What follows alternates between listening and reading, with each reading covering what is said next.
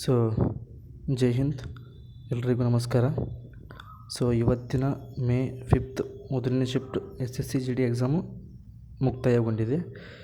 So ನೋಡೋಣ ಇವತ್ತು ಯಾವ ರೀತಿ GK questions, maths question, reasoning question ಮತ್ತು ಹಿಂದಿ ಗ್ರಾಮರ್ ಕ್ವಶನ್ನು ಬಂದಿದ್ದಾವೆ ಅಂತ ನೋಡ್ತಾ ಬರೋಣ ಒಂದೊಂದಾಗಿ. ಸೊ ಇವತ್ತಿನ ಒಂದು ವಿಡಿಯೋದಲ್ಲಿ ಇವತ್ತಿನ ಮೊದಲನೇ ಶಿಫ್ಟ್ ಕ್ವಶನ್ಸು ಮತ್ತು ನಿನ್ನೆ ನಡೆದ 2 ಮತ್ತು 3ನೇ ಶಿಫ್ಟ್ನ GK ಕ್ವಶನ್ಸು, ರೀಸನಿಂಗ್ ಕ್ವಶನ್ನು ಮತ್ತು ಮ್ಯಾಥ್ಸು, ಹಿಂದಿ ಗ್ರಾಮರ್ ಕ್ವಶನ್ನ ಆ್ಯಡ್ ಮಾಡಿರ್ತೀನಿ. ಸೊ ವಿಡಿಯೋ ಸ್ವಲ್ಪ ಲೆಂತಿ ಆಗಿರುತ್ತೆ, ವಿಡಿಯೋನ ಕೊನೆವರೆಗೂ ನೋಡಿ. ಇನ್ಫಾರ್ಮೇಷನ್ ಚೆನ್ನಾಗಿದೆ. ಮ್ಯಾಥ್ಸ್ ಕ್ವಶನ್ ಕೊಟ್ಟಿದ್ದೀನಿ, ರೀಸನಿಂಗ್ ಕ್ವಶನ್ ಕೊಟ್ಟಿದ್ದೀನಿ. ಓಕೆ, ಸೊ ಬನ್ನಿ ತಡ ಮಾಡೋದು ಬೇಡ, ವಿಡಿಯೋ ಶುರು ಮಾಡೋಣ. ಸೊ ಮೊದಲನೇ ಕ್ವಶನ್ ಏನಪ್ಪ ಅಂತಂದರೆ, ಯಾವ ನದಿಯನ್ನು ದಕ್ಷಿಣ ಗಂಗಾ ಅಥವಾ ಎರಡನೇ ಗಂಗಾ ಎಂದು ಕರೆಯಲಾಗುತ್ತದೆ? ಕರೆಕ್ಟ್ ಆನ್ಸರ್ ಯಾವುದಪ್ಪ ಅಂತಂದರೆ ಆಪ್ಷನ್ ಸಿ, ಗೋದಾವರಿ. ಹೌದು, ಗೋದಾವರಿ ನದಿಯನ್ನು ದಕ್ಷಿಣದ ಗಂಗಾ ಅಥವಾ ಎರಡನೇ ಗಂಗಾ ಅಂತ ಕರಿತೀವಿ. ಇದರೊಂದಿಗೆ ಇನ್ನೊಂದು ಹೆಸರಿದೆ, ಏನಪ್ಪ ಅಂತಂದರೆ ರೌದ್ರ ಗಂಗಾ ಅಂತ ಕೂಡ ಕರಿತೀವಿ. ಓಕೆ, ಸೊ ಇದನ್ನು ದಕ್ಷಿಣದ ಗಂಗಾ ಅಂತ ಹೇಗೆ ಕರಿತೀವಿ? ಗೋದಾವರಿ ನದಿ ಏನಿದೆಯಲ್ಲ, ಇದು ಭಾರತದ ಅತ್ಯಂತ ಉದ್ದ ನದಿಯಲ್ಲಿ 2ನೇ ಸ್ಥಾನದಲ್ಲಿ ಬರ್ತದೆ. 2ನೇ ಅತಿ ಉದ್ದದ ನದಿ ಹಾಗೂ ದಕ್ಷಿಣ ಭಾರತದ ಅತಿ ದೊಡ್ಡ ನದಿ. ತನ್ನ ಉದ್ದ, ವಿಸ್ತಾರ ಮತ್ತು ಧಾರ್ಮಿಕ ಪ್ರಾಮುಖ್ಯತೆಯಿಂದಾಗಿ ಇದನ್ನು ದಕ್ಷಿಣ ಗಂಗಾ ಅಂತ ಕರಿತೀವಿ. ಸೊ ಇದು ಎಲ್ಲಿ ಉಗಮಗೊಳ್ಳತ್ತಪ್ಪ ಅಂತಂದ್ರೆ ಮಹಾರಾಷ್ಟ್ರದ ನಾಸಿಕ್ ಜಿಲ್ಲೆಯ ತ್ರಯಂಬಕೇಶ್ವರದಲ್ಲಿ ಉಗಮಗೊಳ್ಳುತ್ತದೆ. Okay, next question. ಗೈರ್ ನೃತ್ಯ ಹಬ್ಬದಲ್ಲಿ ಮುಖ್ಯವಾಗಿ ಯಾವ ವಾದ್ಯವನ್ನು ನುಡಿಸಲಾಗುತ್ತದೆ? ಸೊ ಕರೆಕ್ಟ್ ಆನ್ಸರ್ ಯಾವುದಪ್ಪ ಅಂದ್ರೆ ಆಪ್ಷನ್ ಬಿ, ಡೋಲ್ ಮತ್ತು ಬಂಕಿಯ ಎಂಬ ವಾದ್ಯವನ್ನು ಈ ಗೈರ್ ನೃತ್ಯದಲ್ಲಿ ನುಡಿಸಲಾಗ್ತದೆ. ಓಕೆ, ಸೊ ಇದು ರೀಸನಿಂಗ್ ಕ್ವಶನ್ ಇವತ್ತಿಂದು. ಸೊ ಈ ಥರ ಒಂದು ಸೀರೀಸ್ ಕ್ವಶನ್ ರೀಸನಿಂಗ್ನಲ್ಲಿ ಬಂದಿದೆ. ಸೊ ಈ ಕ್ವಶನಕ್ಕೆ ಈ ಕೆಳಗಿನ ಸರಣಿಯಲ್ಲಿ ತಪ್ಪಾದ ಸಂಖ್ಯೆಯನ್ನು ಕಂಡುಹಿಡಿಯಿರಿ. ಸೊ ಈ ಕ್ವಶನ್ನ ನೀವೇ ಸಾಲ್ವ್ ಮಾಡಿ ಆನ್ಸರನ್ನು ಕಮೆಂಟ್ನಲ್ಲಿ ತಿಳಿಸಿ, ಯಾವ ಥರ ಆನ್ಸರ್ ಬಂತು ಅಂತ. ಓಕೆ, ಸೊ ಇದು ಹಿಂದಿ ಕ್ವಶನಲ್ಲಿ ಅದೇ ಥರ ಪೊಲೀಸು, ಕಸ್ಟಡಿ ಸಂಬಂಧಪಟ್ಟ ಕ್ವಶನ್ನು ಕಂಟಿನ್ಯೂ ಆಗಿದೆ. ಅದೇ ಕ್ವಶನ್ ಬರ್ತಾ ಇದೆ ಒಂದೆರಡು. ವಹ ವ್ಯಕ್ತಿ ಜಿಸನೆ ಅಪರಾಧ ಹೋತೆ ಹುಯೆ ದೇಖಾ ಹೈ, ಪೊಲೀಸ್ ಕಿ ಭಾಷಾ ಮೇ ಉಸೆ ಕ್ಯಾ ಕಹಾ ಜಾತಾ ಹೈ? ಸೊ ಯಾವುದೇ ವ್ಯಕ್ತಿ ಒಂದು ಅಪರಾಧ ನಡೆಯೋದನ್ನು ನೋಡಿದಾನೋ, ಸೊ ಅವನನ್ನು ಪೊಲೀಸ್ ಭಾಷೆಯಲ್ಲಿ ಏನಂತ ಕರೀತಾರೆ? ವಿಟ್ನೆಸ್ ಅಂತ ಕರೀತಾರೆ. ಓಕೆ, ಈ ರೀತಿ ಹಿಂದಿ ಗ್ರಾಮರಲ್ಲಿ ಕ್ವಶನ್ ಬರಕತ್ತಾವ, 1 ರಿಂದ 2 ಕ್ವಶನ್. Okay, next question. ಜನವರಿ 2019 ಕೊನೆಯ ದಿನವು ಗುರುವಾರವಾಗಿದ್ದರೆ ಡಿಸೆಂಬರ್ 2019 ಕೊನೆಯ ಬುಧವಾರದ ದಿನಾಂಕ ಯಾವುದಾಗಿತ್ತು? ಸೊ ಇದು ರೀಸನಿಂಗ್ನಲ್ಲಿ ಬಂದಿರೋಂಥ ಕ್ವಶನ್ನು ಅಥವಾ ಮ್ಯಾಥ್ಸಲ್ಲೋ. ಸೊ ಅದರಲ್ಲಿ ಅಂತ ಬಂದಿದೆ ಅಂತ ಕನ್ಫರ್ಮ್ ಆಗಿ ಗೊತ್ತಿಲ್ಲ. ಸೊ ಇವತ್ತು ಎಕ್ಸಾಮ್ ಬರೆದಿರೋ ಸ್ಟೂಡೆಂಟ್ ಹೇಳಿದ್ದಾರೆ ಈ ಥರ ಒಂದು ಕ್ವಶನ್ ಬಂದಿತ್ತಂತ. ಓಕೆ, ಸೊ ಈ ಕ್ವಶನನ್ನು ನೀವೇ ಸಾಲ್ವ್ ಮಾಡಿ ಕಮೆಂಟ್ನಲ್ಲಿ ತಿಳಿಸಿ. Okay, next question. पुलिस द्वारा रात में घूमना अथवा पहर देना को क्या कहते हैं? ಸೊ ಪೊಲೀಸರು ರಾತ್ರಿ ಹೊತ್ತು ತಿರುಗಾಡೋದನ್ನು ನಾವು ಏನಂತ ಕರಿತೀವಿ ಪೊಲೀಸ್ ಭಾಷೆಯಲ್ಲಿ? ಪ್ಯಾಟ್ರೋಲಿಂಗ್ ಅಥವಾ ಗಸ್ತು ಹೊಡೆಯುವುದು. ಕನ್ನಡದಲ್ಲಿ ಗಸ್ತು ಹೊಡೆಯೋದು ಅಂತ ಕರೀತಾರೆ, ಇಂಗ್ಲೀಷ್ನಲ್ಲಿ ಪ್ಯಾಟ್ರೋಲಿಂಗ್ ಅಂತ ಕರೀತಾರೆ. Okay, next question. ಒಂದು ನಲ್ಲಿಯು ಒಂದು ಟ್ಯಾಂಕನ್ನು 100 ನಿಮಿಷಗಳಲ್ಲಿ ತುಂಬಬಲ್ಲದು. ಹಾಗಾದರೆ ಅದರ 80ರಷ್ಟು ಭಾಗವನ್ನು ಎಷ್ಟು ಸೆಕೆಂಡುಗಳಲ್ಲಿ ತುಂಬುತ್ತದೆ? ಸೊ ಇದ್ರ ಬಗ್ಗೆ ಸ್ವಲ್ಪ ಡೌಟ್ ಇದೆ, ಯಾಕಂದರೆ ಇಷ್ಟೊಂದು ಈಜಿ ಕ್ವಶನ್ನು SSC GDಲಿ ಕೇಳ್ತಾರ ಅಂತ ಒಂದು ಡೌಟು. ಸೊ ಇವತ್ತು ಯಾರು ಎಕ್ಸಾಮ್ ಬರೆದು ಬಂದಿರಿ ಅವರು ಕನ್ಫರ್ಮ್ ಮಾಡಿರಿ, ಇದು ಎಕ್ಸಾಮ್ದಾಗ ಬಂದಿತ್ತಾ ಅಥವಾ ಇಲ್ವಾ ಅಂತ. ಸೊ ನಾನು ಹೇಳಿರೋದನ್ನ ಹಾಕಿದ್ದೀನಿ.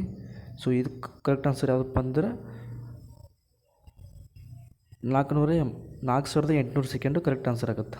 ಓಕೆ, ಸೊ ಕನ್ಫರ್ಮ್ ಮಾಡಿ ಇವತ್ತು ಎಕ್ಸಾಮ್ ಬರೆದು ಬಂದವರು ಇದು ಕ್ವಶನ್ ಬಂದಿತ್ವಾ ಅಥವಾ ಇಲ್ಲ ಅಂತ. Okay, next question. Durand cup 2023 ಯಾವ ನಗರಗಳಲ್ಲಿ ಆಯೋಜಿಸಲಾಗಿತ್ತು? ಸೊ ಡ್ಯೂರಾಂಡ್ ಕಪ್ಪನ್ನು 2023ರಲ್ಲಿ ಕೋಲ್ಕತ್ತಾ, ಗುವಾಹಟಿ ಮತ್ತು ಕೋಕ್ರಜಾರ್ನಲ್ಲಿ ಆಯೋಜನೆ ಮಾಡಲಾಗಿತ್ತು. ಓಕೆ, ಇದರ ಬಗ್ಗೆ ಇನ್ನಷ್ಟು ಇನ್ಫಾರ್ಮೇಷನ್ ಇಲ್ಲಿದೆ ನೋಡಿ. ಹೌದು, ಆತಿಥ್ಯ ನಗರ ಯಾವುದಪ್ಪ ಅಂತಂದ್ರೆ 132ನೇ ಆವೃತ್ತಿ ಪಂದ್ಯಗಳನ್ನ ಕೋಲ್ಕತ್ತಾ, ಗುವಾಹಟಿ ಮತ್ತು ಕೋಕ್ರಜಾರ್ನಲ್ಲಿ ನಡೆಸಲಾಯಿತು. ಸೊ ಅದನ್ನು ಗೆದ್ದವರು ಯಾರಪ್ಪ ಅಂತಂದರೆ ಮೋಹನ್ ಬಾಗಾನ್ ಸೂಪರ್ ಜೈಂಟ್ ತಂಡವು ಫೈನಲ್ನಲ್ಲಿ ಈಸ್ಟ್ ಬೆಂಗಾಲ್ ತಂಡವನ್ನು 1-0 ಗೋಲುಗಳಿಂದ ಸೋಲಿಸಿ ತನ್ನ 17ನೇ ಪ್ರಶಸ್ತಿಯನ್ನು ಗೆದ್ದುಕೊಂಡಿತು. ಓಕೆ, ಸೊ ಫೈನಲ್ ಎಲ್ಲಿ ನಡೀತಪ್ಪ ಅಂತಂದ್ರೆ ಫೈನಲ್ ಪಂದ್ಯವು ಕೋಲ್ಕತ್ತಾದ ವಿವೇಕಾನಂದ ಯುವ ಭಾರತಿ ಕ್ರೀಡಾಂಗಣದಲ್ಲಿ ಸಾಲ್ಟ್ ಲೇಕ್ನಲ್ಲಿ ನಡೆಯಿತು. ಸೊ ನಾನು ನಿಮಗೊಂದು ಕ್ವಶನ್ ಕೇಳ್ತೀನಿ. ಡ್ಯೂರಾಂಡ್ ಕಪ್ಪನ್ನು ಯಾವ ಕ್ರೀಡೆಯ ಪ್ರಶಸ್ತಿಗಾಗಿ ನಡೆಸ್ತಾರೆ? ಫುಟ್ಬಾಲ್, ಹಾಕಿ, ಕ್ರಿಕೆಟ್, ಕಬಡ್ಡಿ? ಆನ್ಸರ್ ಮಾಡಿರಿ. Next question. ಯಾವ ನಗರವನ್ನು ಭಾರತದ ಮ್ಯಾಂಚೆಸ್ಟರ್ ಎಂದು ಕರೆಯಲಾಗುತ್ತದೆ? ಮ್ಯಾಂಚೆಸ್ಟರ್ ಅಂದರೆ ಏನಪ್ಪ, ಲಂಡನ್ದಾಗ ಒಂದು ಸಿಟಿ ಐತಿ ಮ್ಯಾಂಚೆಸ್ಟರ್. ಅಲ್ಲಿ ಏನಪ್ಪ ಅಂತಂದ್ರೆ ಹತ್ತಿ ಬೆಳೆಯೋದಕ್ಕೆ ಅಥವಾ ಹತ್ತಿ ಬಟ್ಟೆ ಕಾರ್ಖಾನೆಗೆ ತುಂಬ ಪ್ರಸಿದ್ಧಿ. ಸೊ ಆದ ಕಾರಣ ಭಾರತದಲ್ಲಿ ಯಾವ ಒಂದು ಪ್ರದೇಶದಲ್ಲಿ ಜಾಸ್ತಿ ಹತ್ತಿಯನ್ನು ಬೆಳೀತಾರೆ ಅಥವಾ ಯಾವ ಒಂದು ಪ್ರದೇಶದಲ್ಲಿ ಜಾಸ್ತಿ ಹತ್ತಿ ಗಿರಣಿಗಳು ಕಂಡು ಬರ್ತಾವೆ, ಸೊ ಆ ಒಂದು ಪ್ರದೇಶವನ್ನು ಮ್ಯಾಂಚೆಸ್ಟರ್ ಅಂತ ಕರೀತಾರೆ. ಹಾಗಾದರೆ ಭಾರತದ ಮ್ಯಾಂಚೆಸ್ಟರ್ ಅಂತ ಯಾರನ್ನ ಕರೀತಾರಪ್ಪ ಅಂತಂದ್ರೆ ಆಪ್ಷನ್ ಬಿ, ಅಹಮದಾಬಾದ್ ಅಂತ ಕರೀತಾರೆ, ಅಹಮದಾಬಾದ್ನ. ಹಾಗಾದರೆ ಭಾರತದಲ್ಲಿ ಒಂದೇ ಮ್ಯಾಂಚೆಸ್ಟರ್ ಐತಾ? ಖಂಡಿತವಾಗ್ಲೂ ಇಲ್ಲ. ನಾವು 4 ದಿಕ್ಕಿಗೆ 4 ಮ್ಯಾಂಚೆಸ್ಟರ್ ನೋಡ್ತೀವಿ. ಉತ್ತರ ಭಾರತದ ಮ್ಯಾಂಚೆಸ್ಟರ್ ಅಂತ ಕಂಡು ಬಂದಾಗ ಅದು ಯಾವುದಪ್ಪ ಅಂತಂದ್ರೆ ಅಲಹಾಬಾದ್ ಅನ್ಕೋತೀನಿ, ಅಲ್ಲ, ಕಾನ್ಪುರ್. ಉತ್ತರ ಭಾರತದ ಮ್ಯಾಂಚೆಸ್ಟರ್ ಕಾನ್ಪುರ್. ದಕ್ಷಿಣ ಭಾರತದ ಮ್ಯಾಂಚೆಸ್ಟರು ಕೊಯಮತ್ತೂರು.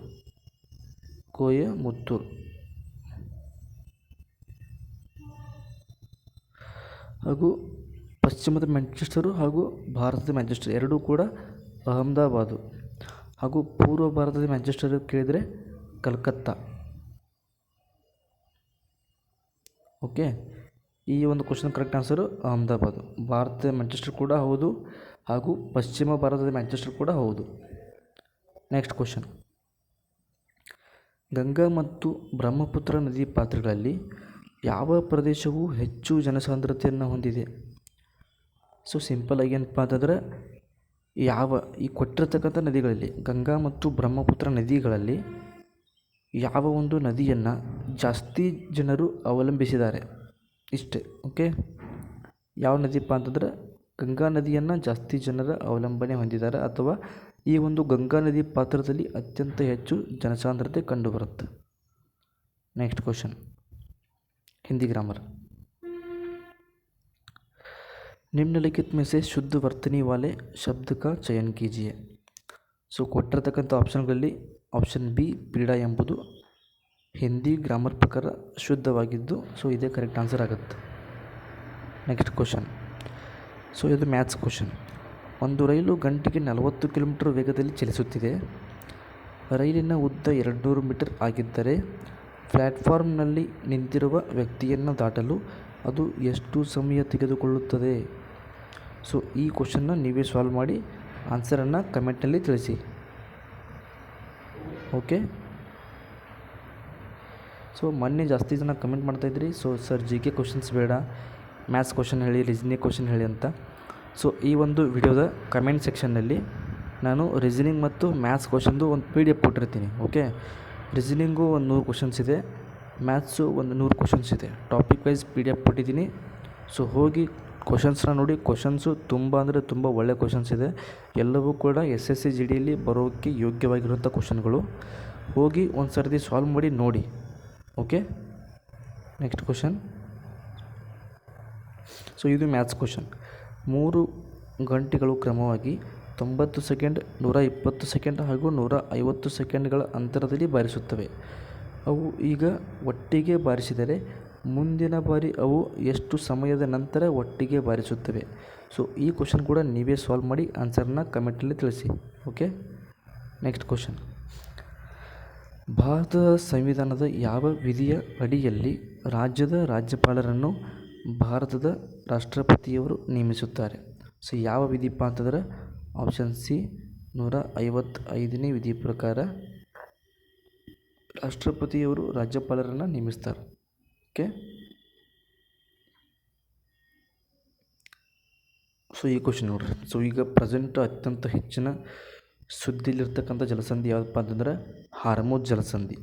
ಸೊ ಅದಕ್ಕೋಸ್ಕರ ಈ ಒಂದು ಕ್ವಶನ್ನ ಫ್ರೇಮ್ ಮಾಡಿದ್ದಾರೆ. ಚಾಬಹಾರ್ ಬಂದರು ಯಾವ ಪ್ರಮುಖ ಕಡಲ ಸಂಕುಚಿತ ಮಾರ್ಗದ ಹೊರಗೆ ಆಯಕಟ್ಟಿನ ಸ್ಥಳದಲ್ಲಿ ನೆಲೆಗೊಂಡಿದೆ? ಇದು ಹಿಂದೂ ಸಾಗರಕ್ಕೆ ನೇರ ಪ್ರವೇಶವನ್ನು ನೀಡುತ್ತದೆ. ಸೊ ಯಾವುದಪ್ಪ ಅಂತಂದರೆ ಆಪ್ಷನ್ ಬಿ ಹಾರ್ಮುಜ್ ಜಲಸಂಧಿ. ಓಕೆ, ಅದರ ಬಗ್ಗೆ ವಿವರಣೆ ಇದೆ ನೋಡಿ ಇಲ್ಲಿ. ಚಾಬಹಾರ್ ಆಗ್ನೇಯ ಇರಾನ್ನ ಓಮನ್ ಕೊಲ್ಲಿಯಲ್ಲಿದೆ. ಸೊ ಇದು ಯಾವುದಕ್ಕೆ ಇಷ್ಟು ಮಹತ್ವ ಪಡೆದಿದೆಪ್ಪ ಅಂತಂದರೆ ಇದು ಹಾರ್ಮುಜ್ ಜಲಸಂಧಿಯ ಹೊರಗೆ ನೆಲೆಗೊಂಡಿದ್ದು ಇದು ಭಾರತಕ್ಕೆ ಪಾಕಿಸ್ತಾನವನ್ನು ಬಳಸದೆಯೇ ಅಫ್ಘಾನಿಸ್ತಾನ ಮತ್ತು ಮಧ್ಯ ಏಷ್ಯಾಕ್ಕೆ ಹೋಗಲು ಹಾಗೂ ದಟ್ಟಣೆಯ ಪರ್ಷಿಯನ್ ಕೊಲ್ಲಿಯನ್ನು ತಪ್ಪಿಸಲು ಅನುವು ಮಾಡಿಕೊಡುತ್ತದೆ. Okay, next question.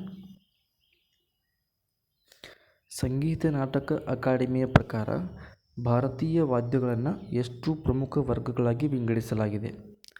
So correct answer option B 4 ವಾದ್ಯಗಳು. ಸೊ ಹಾಗಾದರೆ ಆ 4 ರೀತಿಯ ವಾದ್ಯಗಳು ಯಾವಪ್ಪ ಅಂತಂದ್ರೆ ಇಲ್ಲಿ ನೋಡಿ. ಸಂಗೀತ ನಾಟಕ ಅಕಾಡೆಮಿಯು ಭಾರತೀಯ ವಾದ್ಯಗಳನ್ನು ಈ ಕೆಳಗಿನ 4 ವರ್ಗಗಳಾಗಿ ವಿಂಗಡಿಸಿದೆ. ಮೊದಲನೇದು ತಂತಿ ವಾದ್ಯಗಳು, ಎರಡನೇದು ಗಾಳಿ ವಾದ್ಯಗಳು. ತಂತಿ ವಾದ್ಯ ಅಂದರೆ ಅದು ಸಿತಾರ್ ಆಗಿರ್ಬೋದು, ಸಂತೂರ್ ಆಗಿರ್ಬೋದು. ಗಾಳಿ ವಾದ್ಯ ಅಂದರೆ ಕೊಳಲು, ಶಹನಾಯಿ. ಚರ್ಮವಾದ್ಯಗಳು ಅಂತ ಬಂದಾಗ ತಬಲಾ ಹಾಗೂ ಘನವಾದ್ಯಗಳು ಅಂತ ಬಂದಾಗ ಲೋಹ ಅಥವಾ ಮರದ ತಾಳೆಗಳು ವಾದ್ಯಗಳು. ಓಕೆ, ಸೊ ಮುಂದಿನ ಎಕ್ಸಾಮ್ನಲ್ಲಿ ಸೊ ಇದರಲ್ಲಿ 3 ಆಪ್ಷನ್ ಕೊಟ್ಟು 1 ಆಪ್ಷನ್ ಬೇರೆ ಕೊಟ್ಟು ಅವಾಗ ಕೇಳ್ಬೋದು ಈ ಕೆಳಗಿನ ಯಾವ ವಾದ್ಯ ಸಂಗೀತ ನಾಟಕ ಅಕಾಡೆಮಿ ಪ್ರಕಾರ ವಾದ್ಯದ ಪ್ರಕಾರಗಳಿಗೆ ಒಳಗೊಂಡಿಲ್ಲ ಅಂತ ಕೇಳ್ಬೋದು. ಓಕೆ, ಇದಿಷ್ಟು ಗೊತ್ತಿರಲಿ. Next question. ಮೂಲ ಜೈನ ಆಗಮಗಳು ಅಥವಾ ಧರ್ಮಗ್ರಂಥಗಳು ಯಾವ ಭಾಷೆಯಲ್ಲಿ ರಚಿಸಲ್ಪಟ್ಟಿವೆ ಮತ್ತು ಆ ಕಾಲದ ಸಾಮಾನ್ಯ ಭಾಷೆ ಯಾವುದಾಗಿತ್ತು? So correct answer option B Prakrit ಅಥವಾ ಅರ್ಧಮಾಗಧಿ ಭಾಷೆ. Next question. MSME ವಲಯದಲ್ಲಿ ಅಂದರೆ ಮೈಕ್ರೋ ಸ್ಮಾಲ್ ಮೀಡಿಯಂ ಎಂಟರ್ಪ್ರೆನರ್ ವಲಯದಲ್ಲಿ ನಾವೀನ್ಯತೆ, ವಿನ್ಯಾಸ ಶ್ರೇಷ್ಠತೆ ಮತ್ತು ಬೌದ್ಧಿಕ ಆಸ್ತಿ ರಕ್ಷಣೆಯನ್ನು ಉತ್ತೇಜಿಸಲು MSME ಸಚಿವಾಲಯವು ಈ ಕೆಳಗಿನ ಯಾವ ಯೋಜನೆಯನ್ನು ಪ್ರಾರಂಭಿಸಿದೆ? ಸೊ ಯಾವ ಯೋಜನೆಯಪ್ಪ ಅಂತಂದ್ರೆ option B MSME innovative scheme. Okay, next question. So ಇವು ಇಂದು ನಡೆದಂತಹ ಮೊದಲನೇ ಶಿಫ್ಟ್ ಕ್ವಶನ್ಸ್. ಸೊ ಇನ್ನು ನಾವು ನಿನ್ನೆ ಅಂದರೆ 4 ಮೇದಂದು ನಡೆದಂತಹ ಸೆಕೆಂಡ್ ಮತ್ತು ಥರ್ಡ್ ಶಿಫ್ಟ್ ಕ್ವಶನ್ನ ನೋಡೋಣ. ಸೊ ಯಾಕಂದರೆ ಮೊದಲನೇ ಶಿಫ್ಟ್ ಈಗಾಗಲೇ ನಾನು ವಿಡಿಯೋ ಮಾಡಿ ಹಾಕಿದ್ದೀನಿ. ಸೊ ತುಂಬ ಚೆನ್ನಾಗಿ ಸಪೋರ್ಟ್ ಮಾಡಿದ್ದೀರಿ. ಸೊ ಈಗ ಸೆಕೆಂಡ್ ಮತ್ತು ಥರ್ಡ್ ಶಿಫ್ಟ್ ಕ್ವಶನ್ ನೋಡೋಣ.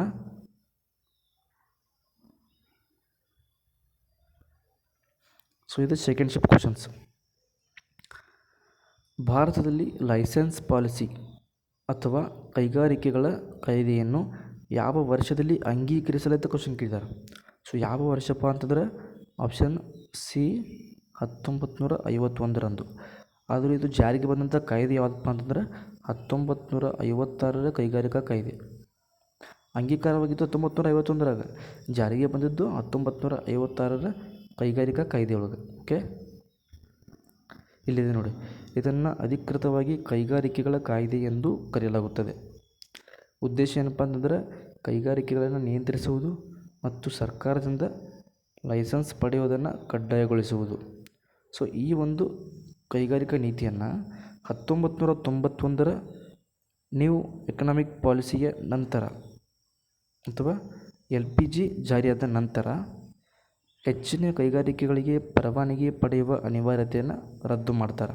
ಓಕೆ, ಸೊ ಇದು ನೋಡ್ರಿ. 1857ರ ಬ್ರಿಟಿಷರ ವಿರುದ್ಧದ ಹೋರಾಟದಲ್ಲಿ ರಾಣಿ ಲಕ್ಷ್ಮೀಬಾಯಿಗೆ ಪ್ರಮುಖ ಮಿಲಿಟರಿ ಬೆಂಬಲ ನೀಡಿದವರು ಯಾರು? ಸೊ ಯಾರಪ್ಪ ಬೆಂಬಲ ನೀಡಿದಾರಪ್ಪ ಅಂತಂದರೆ option B Tatya Tope. Okay, Tatya Tope ಅವರು ಒಬ್ಬ ದಕ್ಷ ಸೇನಾಧಿಪತಿ. ರಾಣಿ ಲಕ್ಷ್ಮೀಬಾಯಿಯ ನಿಕಟ ಸಹವರ್ತಿಯಾಗಿದ್ದರು.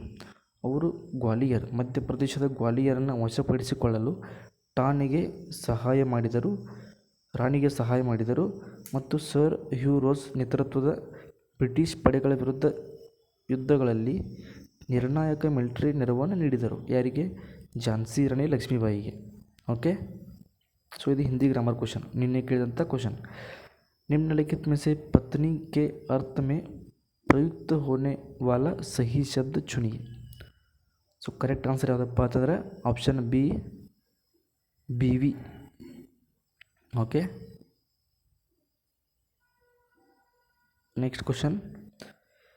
निम्नलिखित में से स्वस्थ का विलोम शब्द क्या है? ಯಾವುದಪ್ಪ ಅಂತಂದರೆ ಆಪ್ಷನ್ ಸಿ ಅಸ್ತವ್ಯಸ್ತ. ಸೊ ಬಿಮಾರ್ ಕೂಡ ಆಗುತ್ತೆ.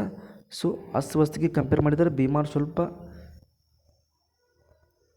ಶಬ್ದ ಏನಪ್ಪ ಅಂತಂದ್ರೆ ಗ್ರಾಮೆಟಿಕಲಿ ಸ್ವಲ್ಪ ಲೋ ಆಗುತ್ತೆ. ಸೊ ಅಸ್ವಸ್ಥ ಏನಪ್ಪ ಅಂತಂದ್ರೆ ಸ್ವಸ್ಥ ಅನ್ನೋ ಶಬ್ದಕ್ಕೆ ಅತ್ಯಂತ उपयुक्त विलोम शब्द याವುದು अस्वस्थ. Okay, next Hindi question. Police द्वारा किए गए निरीक्षण को क्या कहते हैं? ಇದು ಹಿಂದಿ ಗ್ರಾಮರ್ ಕ್ವಶನ್. ನಿರೀಕ್ಷಣ ಏನಂತ ಕರೀತಾರೆ ಅಂತ ಕೇಳ್ತಾರೆ. ಸೊ ಏನಪ್ಪ ಅಂತಂದ್ರೆ ಜಾಂಚ್ ಅಥವಾ ಇನ್ವೆಸ್ಟಿಗೇಷನ್ ಅಂತ ಕರೀತಾರೆ. ಸೊ ಇದು ನೋಡ್ರಿ, ಎರಡನೇ ಮಹಾಯುದ್ಧದ ಸಮಯದಲ್ಲಿ ಬ್ರಿಟಿಷರ ವಿರುದ್ಧ ಹೋರಾಡಲು ಸುಭಾಷ್ ಚಂದ್ರ ಬೋಸ್ ಅವರು ಯಾವ ಸಶಸ್ತ್ರ ಪಡೆಯನ್ನು ಮರು ಸಂಘಟಿಸಿದರು ಮತ್ತು ಮುನ್ನಡೆಸಿದರು? ಸೊ ಯಾವುದಪ್ಪ ಅಂತಂದರೆ ಅದನ್ನು ಇಂಡಿಯನ್ ನ್ಯಾಷನಲ್ ಆರ್ಮಿ ಅಂತ ಕರಿತೀವಿ ಅಥವಾ ಆಜಾದ್ ಹಿಂದ್ ಫೌಜ್ ಅಂತ ಕರಿತೀವಿ. ಆಪ್ಷನ್ ಬಿ ಇದು ಕರೆಕ್ಟ್ ಆನ್ಸರ್. ಎರಡನೇ ಮಹಾಯುದ್ಧ ಸಮಯದಲ್ಲಿ ಬ್ರಿಟಿಷರ ವಿರುದ್ಧ ಹೋರಾಡಲು ಬೋಸ್ ಅವರು ಸಶಸ್ತ್ರ ಪಡೆಯನ್ನು ಮುನ್ನಡೆಸ್ತಾರೆ. ಓಕೆ, ಅದನ್ನು ಯಾವಾಗ ಸ್ಥಾಪನೆ ಮಾಡಿದ್ರಪ್ಪ ಅಂತಂದ್ರೆ 1943ರಲ್ಲಿ. ಎಲ್ಲಿಪ್ಪ ಅಂತಂದ್ರೆ ಸಿಂಗಾಪುರದಲ್ಲಿ ಸ್ಥಾಪನೆ ಮಾಡ್ತಾರೆ. ಸಿಂಗಾಪುರ. ಓಕೆ, ಹಾಗೂ ಇದೇ ಒಂದು ಸಮಯದಲ್ಲಿ ದೆಹಲಿ ಚಲೋ ಘೋಷಣೆಯನ್ನು ನೀಡ್ತಾರೆ. ಯಾರು? ನೇತಾಜಿ ಸುಭಾಷ್ ಚಂದ್ರ ಬೋಸ್. ಹಾಗಾದರೆ ನಾನು ನಿಮಗೊಂದು ಕ್ವಶನ್ ಕೇಳ್ತೀನಿ. ಕ್ವಶನ್ ಏನಪ್ಪ ಅಂತಂದ್ರೆ ಸುಭಾಷ್ ಚಂದ್ರ ಬೋಸ್ರವರಿಗೆ ನೇತಾಜಿ ಎಂಬ ಬಿರುದನ್ನು ಕೊಟ್ಟವರು ಯಾರು? ಆನ್ಸರ್ ಮಾಡಿರಿ ಕಮೆಂಟ್ನಲ್ಲಿ. ಒಬ್ಬ ವ್ಯಕ್ತಿಯು ಒಂದು ವಸ್ತುವನ್ನು 2000ಕ್ಕೆ ಮಾರಾಟ ಮಾಡುತ್ತಾನೆ. ಈ ವ್ಯವಹಾರದಲ್ಲಿ ಬಂದ ಲಾಭವು ಅದೇ ವಸ್ತುವನ್ನು 1200ಕ್ಕೆ ಮಾರಾಟ ಮಾಡಿದಾಗ ಉಂಟಾಗುವ ನಷ್ಟದ 19 ಪಟ್ಟು ಇರುತ್ತದೆ. ಹಾಗಾದರೆ 2000ಕ್ಕೆ ಮಾರಾಟ ಮಾಡಿದಾಗ ದೊರೆತ ಲಾಭದ ಮೊತ್ತವನ್ನು ಕಂಡುಹಿಡಿಯಿರಿ. ಸೊ ಇದು ನಿನ್ನೆ ನಡೆದಂತಹ ಸೆಕೆಂಡ್ ಶಿಫ್ಟ್ SSCGD ಎಕ್ಸಾಮ್ನಲ್ಲಿ ಕೇಳಿರ್ತಕ್ಕಂಥ ಕ್ವಶನ್ನು. ಓಕೆ, ಈ ಒಂದು ಕ್ವಶನ್ಗೆ ಆನ್ಸರ್ನ ನೀವೇ ಕಮೆಂಟ್ ಮಾಡಿ ಸಾಲ್ವ್ ಮಾಡಿ.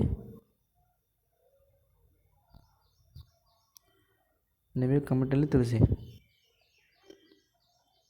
Next question. ನೃತ್ಯ, ಸಂಗೀತ ಮತ್ತು ಸಂಭಾಷಣೆಗಳನ್ನು ಒಳಗೊಂಡಿರುವ ಸಾಂಪ್ರದಾಯಿಕ ಜಾನಪದ ಕಲಾ ಪ್ರಕಾರವಾದ ಯಕ್ಷಗಾನವು ಮುಖ್ಯವಾಗಿ ಯಾವ ಭಾರತೀಯ ರಾಜ್ಯಕ್ಕೆ ಸಂಬಂಧಿಸಿದೆ? ಸೊ ಯಾವುದಪ್ಪ ಅಂತಂದರೆ ನಿಮ್ಮ ಅಚ್ಚುಮೆಚ್ಚಿನ ಕರ್ನಾಟಕ. Okay, next question. ಈ ಕೆಳಗಿನ ಯಾವ ವರ್ಷದಲ್ಲಿ ಕ್ಯಾಲೆಂಡರ್ 2017ರ ವರ್ಷದಂತೆಯೇ ಇರುತ್ತದೆ? ಸೊ ಇದಾಗಲೇ ಹೇಳಿದಾಗೆ 4ರಿಂದ ಭಾಗ ಮಾಡಬೇಕು. ಶೇಷ 1 ಉಳಿದ್ರೆ 6 ಸೇರಿಸಬೇಕು. ಶೇಷ 2 ಅಥವಾ 3 ಉಳಿದ್ರೆ ಆವಾಗ 11ನ್ನು ಸೇರಿಸಬೇಕು. ಶೇಷ ಏನೂ ಉಳಿದಿಲ್ಲಪ್ಪ ಅಂತಂದ್ರೆ ಆವಾಗ 28ನ್ನು ಸೇರಿಸಬೇಕು. ಸೊ ಈ ಥರ ಮಾಡಿ ನೋಡಿರಿ, ಆನ್ಸರ್ ಬರುತ್ತಾ ಕಮೆಂಟ್ ಮಾಡಿರಿ ಆನ್ಸರ್ನ. ಸೊ ಇದು ನೋಡ್ರಿ, 2 ಗಂಟೆಯ ನಂತರ ಸರಿಸುಮಾರು ಎಷ್ಟು ಸಮಯಕ್ಕೆ ಗಡಿಯಾರದ ಮುಳ್ಳುಗಳು 90 ಡಿಗ್ರಿ ಕೋನವನ್ನು ರೂಪಿಸುತ್ತವೆ? ಸೊ ಈ ಕ್ವಶನ್ಗೆ ನೀವೇ ಕಮೆಂಟ್ ಮಾಡಿರಿ ಈ ಒಂದು ಕ್ವಶನ್ನ ಸಾಲ್ವ್ ಮಾಡಿ. ನರ್ಮದಾ ನದಿಯು ಭಾರತದಲ್ಲಿ ಮುಖ್ಯವಾಗಿ ಯಾವ ದಿಕ್ಕಿನಲ್ಲಿ ಹರಿಯುತ್ತದೆ? ಸೊ ನರ್ಮದಾ ನದಿಯು ಎಲ್ಲಿ ಜನ್ಮಗೊಳ್ಳತ್ತಪ್ಪ ಅಂತಂದ್ರೆ ಛತ್ತೀಸ್ಗಢ ರಾಜ್ಯದ ಸಿವಾಹ ಎಂಬಲ್ಲಿ ಉಗಮಗೊಂಡು ಪಶ್ಚಿಮಕ್ಕೆ ಹರಿಯುತ್ತಾ ಅರಬ್ಬಿ ಸಮುದ್ರವನ್ನು ಸೇರ್ತದೆ. ಹಾಗಾದ್ರೆ ಆನ್ಸರ ಪಶ್ಚಿಮಕ್ಕೆ ಹರಿಯುತ್ತೆ. Okay, next question. ಭಾರತದ ಉಪರಾಷ್ಟ್ರಪತಿ ಮತ್ತು ರಾಜ್ಯಪಾಲರ ವೇತನ ಮತ್ತು ಭತ್ಯೆಗಳನ್ನು ನಿರ್ಧರಿಸುವಂಥ ಅಧಿಕಾರ ಯಾರಿಗೆ ಇದೆ? ಆಪ್ಷನ್ ಬಿ, ಸಂಸತ್ತಿಗೆ ಇದೆ. ಹಾಗಾದ್ರೆ ನಾನು ನಿಮಗೊಂದು ಕ್ವಶನ್ ಕೇಳ್ತೀನಿ. ವೇತನ ಮತ್ತು ಭತ್ಯೆಗಳ ಬಗ್ಗೆ ತಿಳಿಸುವಂತಹ ಸಂವಿಧಾನದ ಅನುಸೂಚಿ ಯಾವುದು? ನೀವು ಕಮೆಂಟ್ ಮಾಡಿರಿ ಆನ್ಸರ್.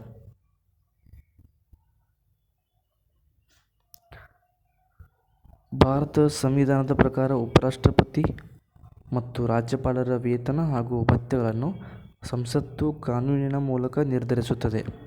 ಇವುಗಳನ್ನು ಭಾರತದ ಸಂಚಿತ ನಿಧಿಯಿಂದ ಭರಿಸಲಾಗುತ್ತದೆ. ಓಕೆ, ಇದು ಎಕ್ಸ್ಟ್ರಾ ಇನ್ಫಾರ್ಮೇಷನ್. 1992ರಲ್ಲಿ ರಸ್ಕಿನ್ ಬಾಂಡ್ ಅವರು ಯಾವ ಪುಸ್ತಕಕ್ಕಾಗಿ ಸಾಹಿತ್ಯ ಅಕಾಡೆಮಿ ಪ್ರಶಸ್ತಿಯನ್ನು ಪಡೆದರು? ಸೊ ಯಾವ ಪುಸ್ತಕಪ್ಪ ಅಂತಂದ್ರೆ option B, our trees still grown in Dehra. Okay, ಆರ್ಥಿಕ ಸಮೀಕ್ಷೆಯ ಪ್ರಕಾರ 2020-21 ಮತ್ತು 2025-26 ನಡುವೆ ಭಾರತದಲ್ಲಿ ಯಾವ ಹಣಕಾಸು ವರ್ಷದಲ್ಲಿ ಅತ್ಯಂತ ಕಡಿಮೆ GDP ಬೆಳವಣಿಗೆ ದರ ದಾಖಲಾಗಿದೆ? ಸೊ ಯಾವುದಪ್ಪ ಅಂತಂದ್ರೆ ಆಪ್ಷನ್ ಎ 2020-21. ಸೊ ಕಾರಣ ಏನಪ್ಪ ಅಂತಂದ್ರೆ ಕೋವಿಡ್-19.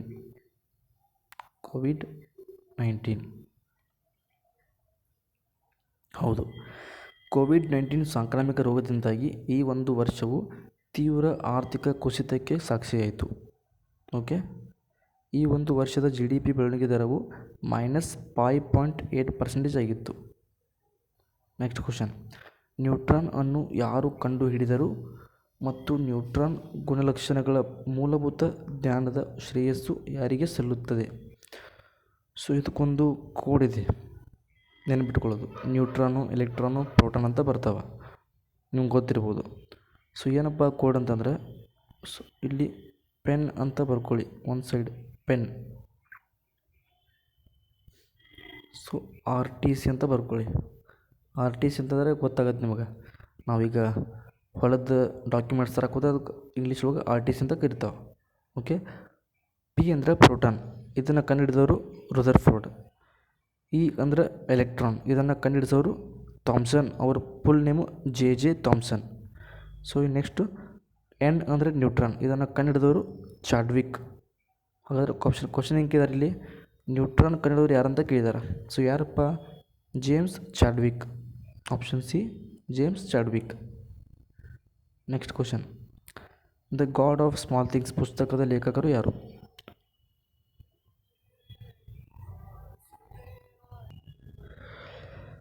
ಸೊ ಯಾರಪ್ಪ ಈ ಪುಸ್ತಕದ ಲೇಖಕರು ಅಂತ ಕೇಳಿದರೆ ಆಪ್ಷನ್ ಸಿ, ಅರುಂಧತಿ ರಾಯ್ ಅವರು. ಸೊ ಇವರು ಈ ಒಂದು ಪುಸ್ತಕಕ್ಕೆ ಬುಕ್ಕರ್ ಪ್ರಶಸ್ತಿಯನ್ನು ಗೆದ್ದಾರೆ, ಬುಕ್ಕರ್ ಪ್ರೈಸ್. ಓಕೆ, ಅದರ ಇನ್ಫಾರ್ಮೇಷನ್ ಇಲ್ಲಿದೆ ನೋಡಿ ನೆಕ್ಸ್ಟ್ ಸ್ಲೈಡ್ನಲ್ಲಿ. ಈ ಕಾದಂಬರಿಯು 1997ರಲ್ಲಿ ಬಿಡುಗಡೆಯಾಯಿತು. ಇದು ಅರುಂಧತಿ ರಾಯ್ ಅವರ ಮೊದಲ ಕಾದಂಬರಿಯಾಗಿದೆ. ಓಕೆ, ಈ ಒಂದು ಪುಸ್ತಕಕ್ಕೆ 1997ರಲ್ಲಿ ಪ್ರತಿಷ್ಠಿತ ಬುಕ್ಕರ್ ಪ್ರಶಸ್ತಿಯನ್ನು ಅವರು ಪಡೆದಾರ. ಯಾರು? ಅರುಂಧತಿ ರಾಯ್ ಅವರು. Next question. ಈ ಕೆಳಗಿನವುಗಳಲ್ಲಿ ಯಾವುದು ಭಾರತದ ಅತ್ಯಂತ ಹಳೆಯ ಪರ್ವತ ಶ್ರೇಣಿಯಾಗಿದೆ? ಸೊ ಯಾವುದಪ್ಪ ಅಂತಂದರೆ ಅರಾವಳಿ ಪರ್ವತ ಶ್ರೇಣಿ. ಅರಾವಳಿ ಪರ್ವತ ಶ್ರೇಣಿಯ ಅತ್ಯಂತ ಎತ್ತರವಾದ ಶಿಖರ ಗುರು ಶಿಖರ.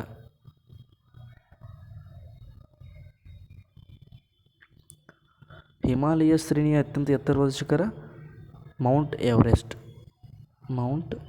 ಎವರೆಸ್ಟ್. ಹಾಗೂ ವಿಂಧ್ಯ ಪರ್ವತ ಶ್ರೇಣಿಯ ಅತ್ಯಂತ ಎತ್ತರವಾದ ಶಿಖರ ಯಾವುದಪ್ಪ ಅಂತಂದ್ರೆ ಮೌಂಟ್ ಗುಡ್ವಿಲ್.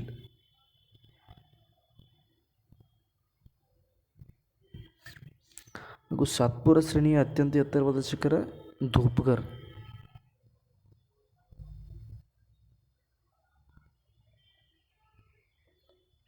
ಸೊ ಇದಿಷ್ಟು ಮಾಹಿತಿ ಗೊತ್ತಿರಲಿ ಈ ಶ್ರೇಣಿ ಬಗ್ಗೆ. ಸೊ ಇಲ್ಲಿ ನೋಡ್ರಿ, ಅರಾವಳಿ ಶ್ರೇಣಿ ಏನಿದೆಯಲ್ಲ ಇದು ಭಾರತದ ಅತ್ಯಂತ ಹಳೆಯ ಪರ್ವತ ಶ್ರೇಣಿ. ಇದರ ನಿರ್ಮಾಣ ಸುಮಾರು 1.8 ರಿಂದ 3.2 ಬಿಲಿಯನ್ ವರ್ಷಗಳ ಹಿಂದೆ ಆಗಿದೆ.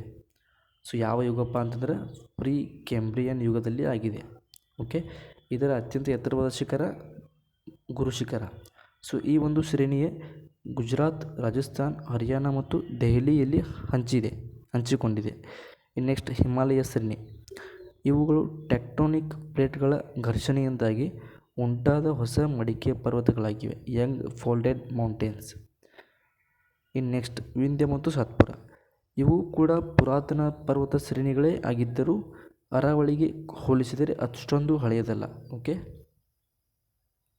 ಸೊ ಇದು ನೋಡ್ರಿ, ಟೋಕಿಯೋ 2021 ಒಲಿಂಪಿಕ್ಸ್ನಲ್ಲಿ ಭಾರತಕ್ಕೆ ಮೊದಲ ಪದಕ ಗೆದ್ದವರು ಯಾರು? ಸೊ ಯಾರಪ್ಪ ಅಂತಂದರೆ ಬಾಕ್ಸಿಂಗ್ ಕ್ರೀಡಾಪಟು ಮೀರಾಬಾಯಿ ಚಾನು ಅವರು ಈ ಒಂದು ಒಲಿಂಪಿಕ್ಸ್ ಆರಂಭವಾದ ಮೊದಲ ದಿನದಂದೇ ಪದಕವನ್ನು ಗೆದ್ದು ಭಾರತಕ್ಕೆ ಶುಭಾರಂಭವನ್ನು ನೀಡ್ತಾರೆ. Okay, so Hindi grammar. ಕಾರ್ಯ ಶಬ್ದ ಕಾ ಸಹಿ ವಿಲೋಮ ಶಬ್ದ ಚುನಿಯೆ. ಯಾವುದಪ್ಪ ಅಂತಂದರೆ ಆಪ್ಷನ್ ಬಿ ಅಕಾರ್ಯ. ಓಕೆ,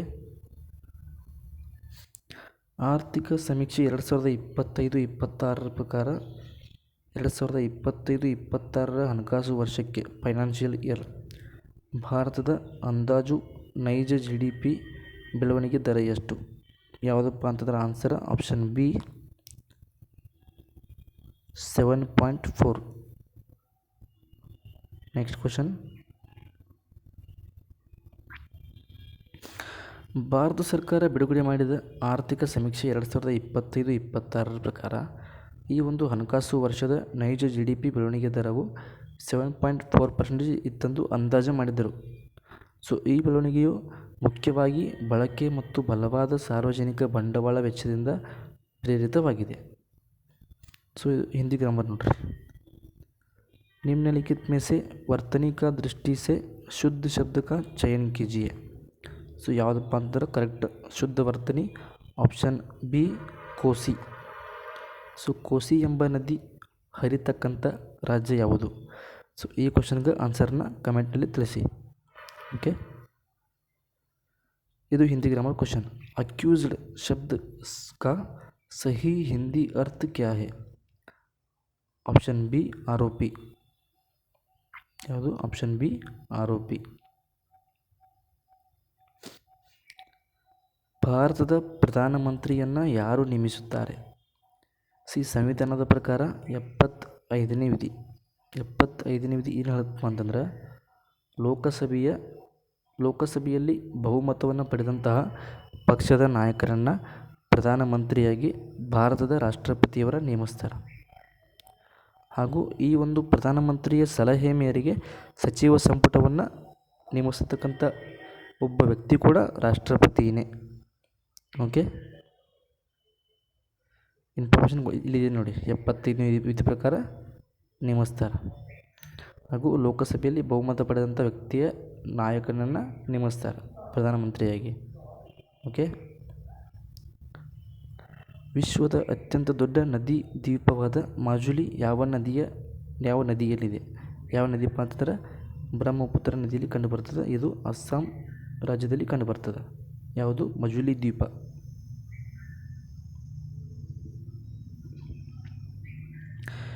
ಈ ಕೆಳಗಿನವರಲ್ಲಿ ಯಾರನ್ನು ಮೈಸೂರಿನ ಹುಲಿ ಎಂದು ಕರೆಯಲಾಗುತ್ತದೆ? ಸೊ ಯಾರಪ್ಪ ಅಂತಂದ್ರೆ ಆಪ್ಷನ್ ಬಿ ಟಿಪ್ಪು ಸುಲ್ತಾನ್ ಅವರನ್ನು ಮೈಸೂರಿನ ಹುಲಿ ಎಂದು ಕರೀತಾರೆ. Okay,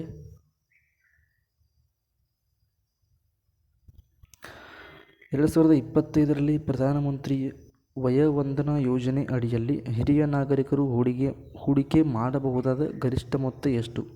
so correct answer option B 15 ಲಕ್ಷಗಳು. ಓಕೆ, ಸೊ ಇದಿಷ್ಟು ನಿನ್ನೆ ನಡೆದಂತಹ ಸೆಕೆಂಡ್ ಮತ್ತು ತರ್ಡ್ ಶಿಫ್ಟ್ ಕ್ವಶನ್ಸು, ಎರಡೂ ಮಿಕ್ಸ್ ಕ್ವಶನ್ ಆಗಿದ್ದಾವೆ. ಸೊ ಈಗಾಗಲೇ ನಾನು ಇವತ್ತಿನ ಮೊದಲನೇ ಶಿಫ್ಟ್ ವಿಡಿಯೋನೂ ಮಾಡಿದ್ದೀನಿ. ಸೊ ಎಲ್ಲರೂ ಚೆನ್ನಾಗಿ ಸ್ಟಡಿ ಮಾಡಿ. All the best. Thank you.